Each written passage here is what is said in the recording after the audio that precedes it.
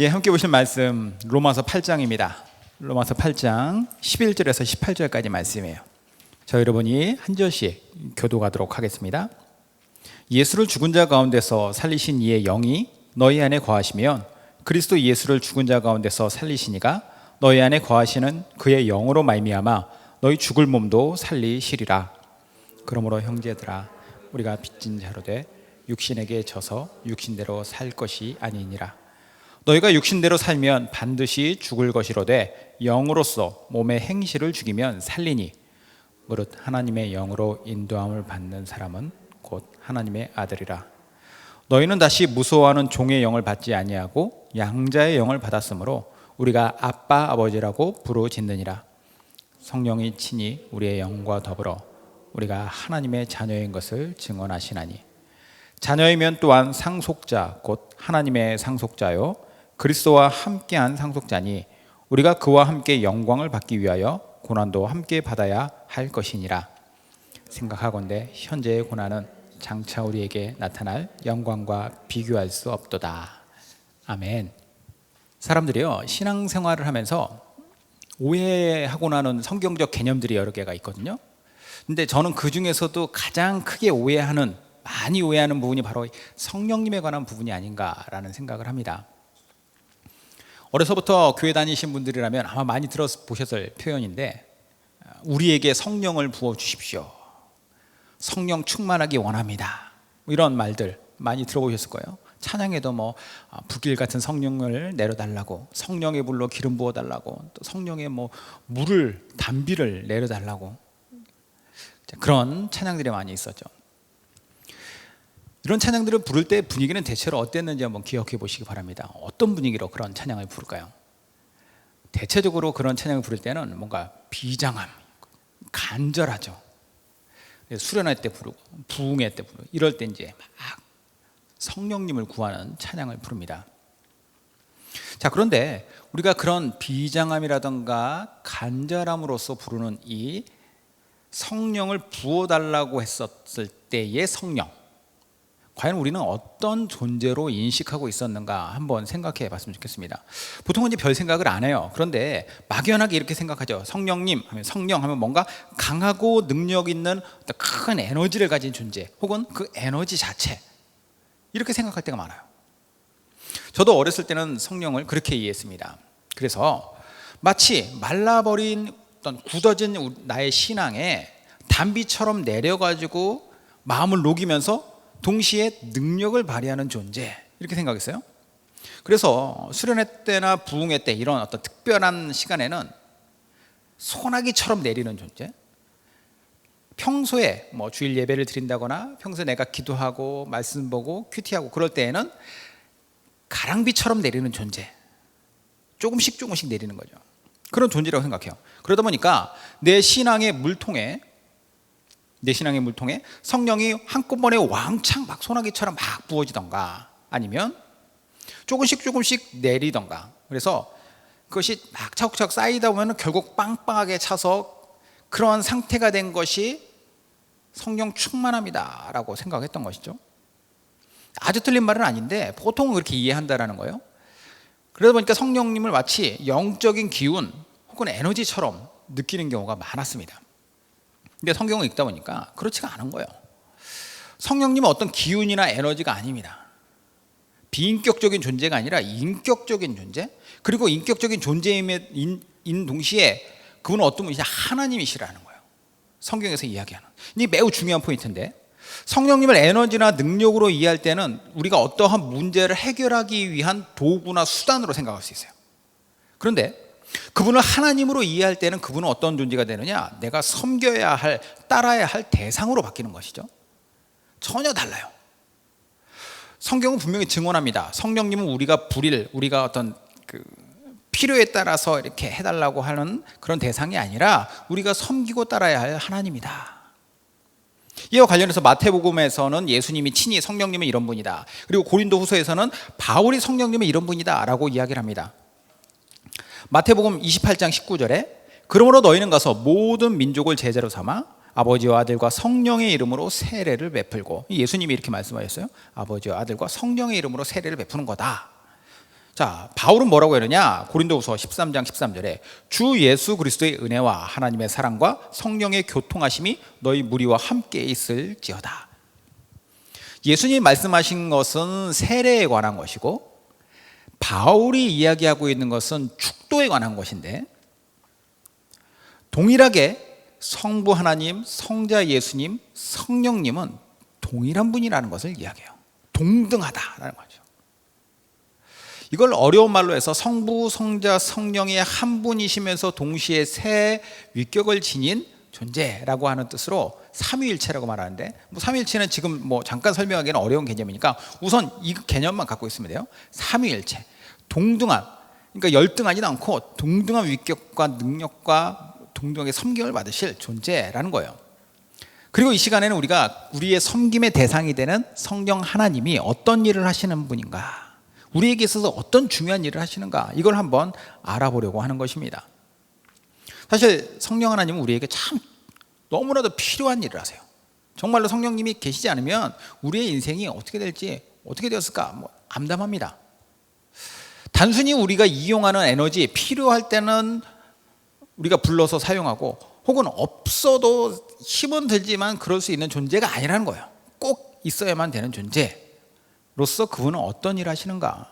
로마서 8장 말씀, 우리 본문을 보면은 성령님의 일에 대해서 아주 명확하게 이야기해 주고 있습니다. 성령님께서는 우리 믿는 사람들, 성도라고 하는 믿는 사람들에게 세 가지 일을 하세요. 첫 번째 일은 무엇이냐? 우리를 구원하시는 일을 하세요. 구원하신다는 거예요. 11절에 예수를 죽은 자 가운데서 살리신 이의 영이 너희 안에 거하시면 그리스도 예수를 죽은 자 가운데서 살리신 이가 너희 안에 거하시는 그의 영으로 말미암아 너희 죽을 몸도 살리시리라. 자, 성경에서 성령님이라고 하는 존재를 뭐라고 표현하냐면 하나님의 영이라고도 얘기하고, 혹은 그리스도의 영이라고도 얘기합니다. 이렇게 다양하게 불려요. 근데 그 성령님이 어떤 일을 하신다라고 여기서 얘기하냐면 인간을 구원하신다라고 얘기해요. 구원하신다. 너희 죽을 몸도 살린다라고 하는 이 표현은 단순히 죽었던 몸도 다시 이렇게 살려주신다, 이 개념이 아니라 예수님이 죽음에서 부활하시고 영원히 살게 되신 것처럼 우리도 그분처럼 그렇게 영원히 살 수 있도록 하신다. 즉 구원하신다라고 하는 이야기예요. 구원하신다. 인간이 구원 얻을 수 있는 가장 확실한 유일한 방법 무엇입니까? 예수님을 믿는 거예요. 예수님 믿어야지 구원받죠. 그죠? 예수님을 믿음을 통해서만 구원을 받습니다. 그런데 예수님을 믿을 때 구원을 받는다라고 했을 때는 구원 얻을 만한 자격이 우리에게 주어지는 건데요, 그 자격을 증명하는 게 있어요. 그 자격은 증명하는 게 뭐냐면 죄를 씻어주시는 겁니다. 그러니까 예수님 믿었을 때 우리는 죄사함을 받는다고 얘기하잖아요. 그럼 그 죄사함은 누구의 영역이냐? 성령님의 영역이라고 얘기해요. 요한복음 볼까요? 요한복음 3장 5절에 예수께서 대답하시되 진실로 진실로 내게 이르노니 사람이 물과 성령으로 나지 아니하면 하나님의 나라에 들어갈 수 없느니라. 자, 물과 성령으로 나야 된다. 그래야만 하나님의 나라에 들어갈 수 있다. 즉 구원받을 수 있다라는 거예요. 그럼 물과 성령으로 무슨 뜻일까? 이게 원어로 보면요 이렇게 얘기해요. 이걸 직역하면은 물 곧 성령으로, 물 즉 성령으로, 동의어로 얘기를 하는 거예요. 무슨 뜻이냐면 성령님은 마치 정결케 하는 물과 같이 우리 죄를 씻어주는 존재라는 거예요. 우리의 죄를 씻어주심으로 말미암아 우리가 구원받을 수 있는 존재가 되는 거죠. 예수님 믿을 때 우리의 죄가 씻겨진다라고 얘기했잖아요. 그럼 그 죄를 씻으시는 분, 죄를 없이 하시는 성령님의 역사가 있을 때 우리는 구원받는다라는 겁니다. 이처럼 성령께서 죄를 씻어주시고, 그래서 죄를 씻어주시는데 그 죄를 씻어주심이 어떤 방식으로 씻어주시냐면 우리 안에 들어오셔서 씻어주세요. 예수님을 믿을 때 동시에 일어나는, 동시다발적으로 일어나는 사건이에요. 한 번에 다. 예수님 믿었을 때 우리 안에 성령님이 들어오셔서 그분이 우리 안에 있는 죄악된 우리의 본성, 죄를 씻어주시고, 그로 말미암아 우리가 구원받을 자격을 얻는 것입니다. 이처럼 예수님 믿음과 동시에 우리 안에 들어오시는, 성령님이 들어오시는 사건을 가리켜서 뭐라고 얘기하냐? 성령 세례라고 불러요. 성령 세례. 그러니까 성령 세례는요, 일생에 단 한 번 있는 사건입니다. 예수님 믿는 것, 처음 내가 예수님 믿기로 결단하고 내가 예수님 하나님의 자녀가 되는 그 사건과 동시에 성령님을 우리 안에 내주하시게 되는 거예요. 그래서 예수님 믿고 성령님을 받아들이는 임재하는 사건이 단회적인 사건인데, 그러면 이 사건 이후에 성령님은 어떻게 하시느냐? 나는 죄 씻었으니까 내 할 일 다 했다 하고 딱 떠나시느냐? 이게 아니에요. 떠나시지 않고 그냥 머물러 계시는 분. 구약 시대에는 오셨다가 성령님이 떠나시기도 하지만 신약 시대에 와서는 그 개념이 없어졌어요. 성령님이 일하시는 방식이 달라져요. 성령님은 우리 안에 들어오시면 그냥 그대로 머무십니다. 이게 매우 중요한 포인트예요. 왜 그러냐면 아까 우리가 찬양 부를 때 성령님이 임해달라고 찬양 부르고, 그리고 기도할 때도 그래요. 종종 이렇게 하죠. 성령님 오시옵소서, 오셔서 나에게 어떻게 해달라고 막 기도하는데, 이게 성령님에 대해서 오해하기 딱 쉬운 표현이라는 거예요. 왜 그러느냐? 예수님을 믿지 않는 사람이라면 이 표현이 맞습니다. 성령님 내게 오십시오. 왜냐? 내 안에 계시지 않으니까. 그런데 예수님을 믿음으로 말미암아 성령 세례를 받았고, 이미 내 안에 성령님의 죄 씻음의 역사가 있었고 성령님이 머물러 계시는 믿는 사람이라면 다시 오십시오라고 할 게 아니라 내 안에 계신 그분 앞에 내가 나아가야 되는 것이기 때문이에요. 그래서 우리가 그러면 성령님 오십시오라고 하는 표현이 다 잘못된 것이냐? 아니요. 의미를 잘 알아야 돼요. 무슨 의미냐? 내 안에 들어와 계신 성령님, 나를 인도해 주십시오. 내 안에서 역사하시기 원합니다. 나에게 말씀하여 주시고 그 말씀에 내가 귀 기울이고자 합니다. 내가 순종하기 원합니다 라고 하는 표현으로 이러한 표현을 사용하셔야 된다는 거예요. 자, 두 번째, 이러한 찬양과 기도를 하는 이유가 있습니다. 왜 그러냐면 성령님이 일하시는 세 번째 일 때문인데요. 두 번째 일부터 볼게요. 두 번째 일은 무엇이냐? 우리를 인도하시는 일을 하세요. 성령님이. 12절에서 14절, 그러므로 형제들아 우리가 빚진 자로 돼 육신에게 져서 육신대로 살 것이 아니니라. 너희가 육신대로 살면 반드시 죽을 것이로되 영으로서 몸의 행실을 죽이면 살리니 무릇 하나님의 영으로 인도함을 받는 사람은 곧 하나님의 아들이니라. 자, 우리가 빚졌다라고 얘기를 해요. 빚을 졌다. 그럼 우리가 빚을 졌다라고 하는 뜻이 무엇이냐면 성령님께서 임하셔서, 즉 성령 세례가 있음으로 말미암아 우리의 죄가 씻겨졌다라는 것을 우리가 빚진 자라고 하는 표현이에요. 왜 그러느냐?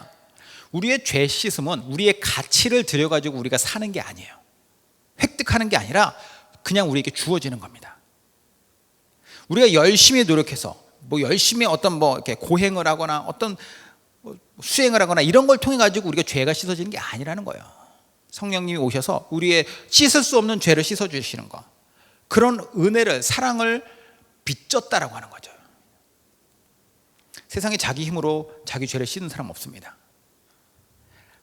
성령 하나님께서 이루셨다라는 거예요. 성령 세례로 말미암아 그 사랑의 빚진 자들로서 우리의 삶은 어떻게 살아야 될 것이냐?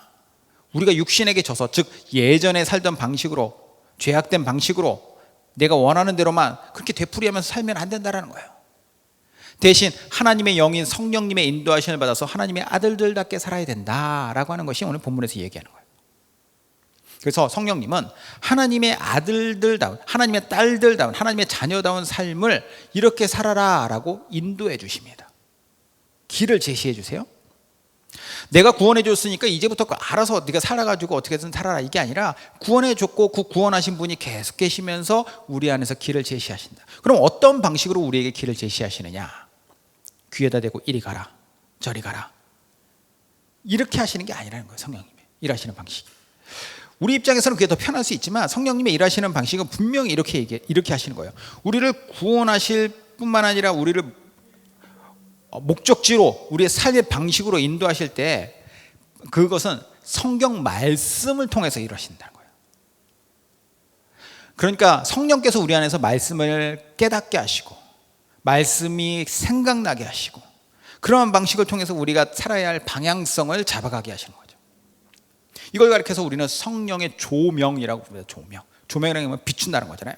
말씀이 그냥 말씀 쭉 들을 때는 잘 들려지지도 않고 깨달아지지도 않고 잘 모르겠고 이게 무슨 의도인지 잘 모르잖아요. 근데 어느 순간에 빛이 딱 들어오는 순간이 있습니다. 근데 그것이 내 생각으로 깨닫는 것이 아니라는 거예요. 성령님께서 우리로 하여금 이 말씀을 깨달을 필요가 있다. 혹은 이제 그 말씀을 깨달을 수 있을 만큼의 수준이 되었다. 혹은 이 말씀을 정말 깨달아야 된다. 이것 때문에 말씀해 주신다는 거죠. 말씀을 비춰주실 때 우리에게 길이 보이기 시작하는 거예요. 물론 그러면 성령님이 무조건 성경 말씀을 통해서만 알려주시냐, 그러지 않을 때도 있습니다. 직접적으로 말씀해 줄 수 있어요. 그럴 때는 언제냐? 도저히 안 되겠을 때, 비상 상황에. 이런 거 있잖아요. 우리를 인도해 주시기 원하는데, 지켜주시기 원하는데 얘가 말씀을 안 읽어. 계속 그러면서 엉뚱한 방향으로 간다면 이제는 더 이상 안 되겠다 했을 때에는 어떤 사인을 통해서 알려주시거나 직접적으로 말씀해 주실 때도 있다는 거예요. 그러나 그것은 건강한 방식은 아니죠. 왜냐하면 그게 우리가 건강하게 살고 있지 않다라고 하는 거니까. 그러니까 말씀을 접하는 게 중요해요. 성령의 조명을 기대하는 게 중요합니다. 처음에는 우리가 말씀이 이해 안 되고, 말씀이 왜 이런 것들을 나에게 말씀하시는가 이해 안 될 수 있지만, 계속 그런 것들이 우리 삶에 켜켜이 쌓여갈 때 성령님은 그것들을 우리에게 적용하신다는 거예요. 이렇게 우리의 인생의 방향을 상실하지 않는 것이죠. 잘못 판단하고 어리석게 살려고 하는 우리에게 그게 아니다라고 하는 말씀으로 우리의 마음에, 우리의 생각에 하나님의 뜻을 알려주시고, 올바른 길을 가고 있으면 그래, 잘 가고 있어, 그게 옳지라고 하는 그 격려를 주심으로 우리에게 말씀대로 가게 하세요. 근데 여기에서 또 하나 문제가 발생해요. 그게 뭐냐면, 우리가 방향을 안다라고 해서 그 방향으로 잘 갈 수 있는 게 아니에요. 방향을 알아도 우리가 갈 수 있는 힘이 없을 때는 어떻게 하느냐. 성령님의 세 번째 일이 여기에서 나옵니다. 성령님이 우리를 도우신다는 거예요. 도우신다. 15절에서 18절이에요. 너희는 다시 무서워하는 종의 영을 받지 아니하고 양자의 영을 받았으므로 우리가 아빠 아버지라고 부르짖느니라. 성령이 친히 우리의 영과 더불어 우리가 하나님의 자녀인 것을 증언하시나니, 자녀이면 또한 상속자 곧 하나님의 상속자요 그리스도와 함께 한 상속자니, 우리가 그와 함께 영광을 받기 위하여 고난도 함께 받아야 할 것이니라. 생각하건대 현재의 고난은 장차 우리에게 나타날 영광과 비교할 수 없도다. 무슨 말이냐면요, 우리가 올바른 방향이라고 하는 것이 그게 쉬운 방식으로만 이루어지느냐, 그게 아니라는 거예요. 올바른 방향일수록 어려울 수 있습니다. 힘들 수 있어요. 복잡할 수 있죠. 오히려 인생에서 정말 편하고 쉬운 것은 뭐냐면 정말 내가 원하는 대로 살아가는 거예요.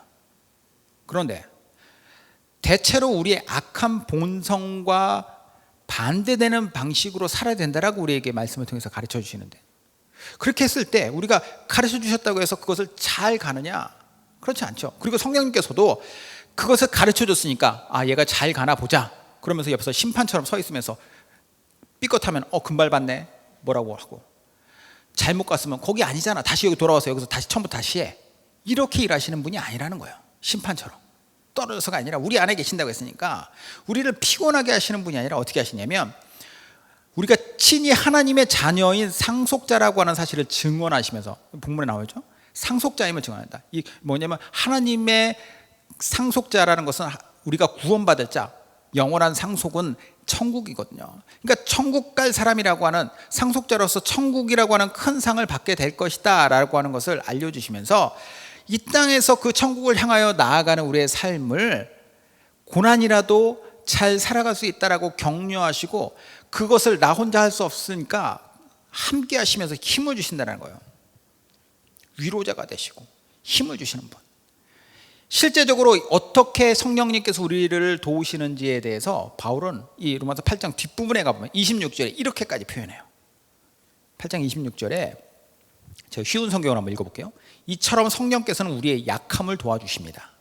우리는 무엇을 기도해야 하는지도 모르지만 성령께서는 말로 다 표현할 수 없는 간절함으로 우리를 위해 중보기도를 하십니다. 자, 아마 경험해 보신 분들 계실 거예요. 너무 힘들고 어려운 일이 닥치면요, 기도할 힘이 없어요. 아니, 기도할 마음이 안 생겨요. 하고 싶지도 않아요. 영적으로 육체적으로 그러기 상태에 놓이는 경우가 있죠. 누구든지 다 올 수 있어요, 그런 상황. 그런데 그럴 때 성령님이 어떻게 하시느냐, 이렇게까지 하신다라고 이야기하는 거예요. 친히 우리를 위해서 그분이 간구의 기도, 중보의 기도를 하신다. 이 말은 이 기도에 받는 대상이 이제 성부 하나님이잖아요. 그러니까 자칫 잘못하면 그래 성령님은 성부 하나님보다 열등한 존재이니까 이렇게 기도하시는가? 이게 아니라 아까 얘기했잖아요. 삼위일체 성령 하나님도 하나님이세요. 그러므로 하나님의 마음이 이렇다라는 거예요. 너희를 위해서 친히 자기 스스로가 자기 스스로에게 기도하는 것처럼 너희를 위해서 그렇게 애쓰신다라는 거예요. 이게 하나님의 마음이다. 이렇게 우리를 돌보시고 도우시면 당연히 우리는 그런 위기 속에서도 어려움 가운데 침체 가운데서 다시 회복이 돼요. 그래서 침체의 회복을 경험하신 분들이 동일하게 고백하는 게 있습니다. 이게 뭐냐면 침체 가운데서도 하나님이 나를 놓지 않으셨군요. 왜냐? 성령님께서 행하신 것을 나중에 깨닫게 되거든요. 우리가 이런 과정을 겪으면서 우리가 하나님 앞에 고백하는 게 있습니다. 이게 뭐냐? 성령님께서 나를 인도하시고 나의 삶을 이끌어 주시고 나에게 힘을 주시니 내가 너무 감사합니다. 내가 앞으로도 성령님을 따르겠습니다. 이러한 감사의 고백을 하고 성령님을 따르는 마음 자세, 그러한 성령님에 의해서 내 마음 가운데 감동이 있을 때 그 마음의 감동, 이걸 가리켜서 뭐라고 얘기하냐면 성령 충만이라고 불러요. 자, 아까 성령 세례라고 하는 게 뭐였어요? 예수님 믿을 때 우리에게 성령님이 들어오셔서 우리 죄를 씻어주시는 거, 단회적인 사건.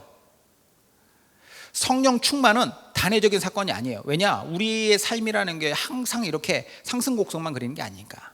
하강할 때도 있죠. 침체될 때도 있어요. 그럴 때마다 우리가 다시 일어서고 반복적으로 일어설 수 있도록 하시고, 그러면서 우리의 마음이 다시 새로워지고 하나님과의 관계가 다시 회복되고, 이런 것들을 통해서 단단해지고, 이게 성령 충만이라는 거예요. 성경 말씀을 통해서 특별히 그것은 우리에게 하나님의 마음을 알려주시기 때문에 일어나는 것이죠. 우리의 경험이나 의지나 결단보다 성령님의 의지와 결단과 능력으로 이 일이 일어나는 것이죠. 그러므로 우리는 성령 충만할 때 더 하나님의 뜻에 가까운 것이고, 더 나의 죄악됨과 욕심들은 내려놓아지는 것입니다.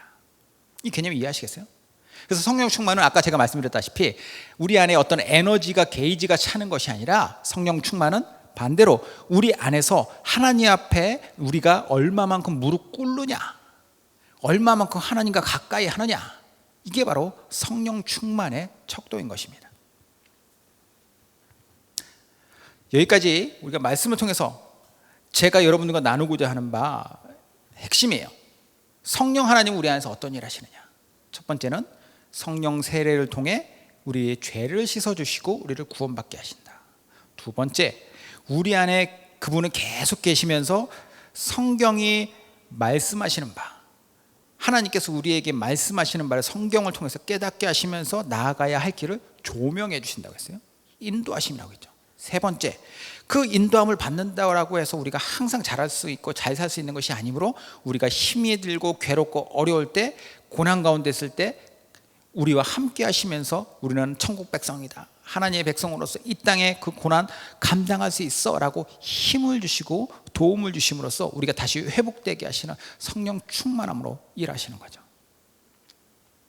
저는 우리가 이러한 성령님에 대해서 분명한 인식을 가지고, 그리고 우리의 일생이 앞으로 죽는 날까지 성령님과 동행하는 인생이기 때문에 이 성령님을 어떻게 바라보고 어떻게 순종하고 따를 것인지에 대해서 분명한 확신으로 살기 원해요.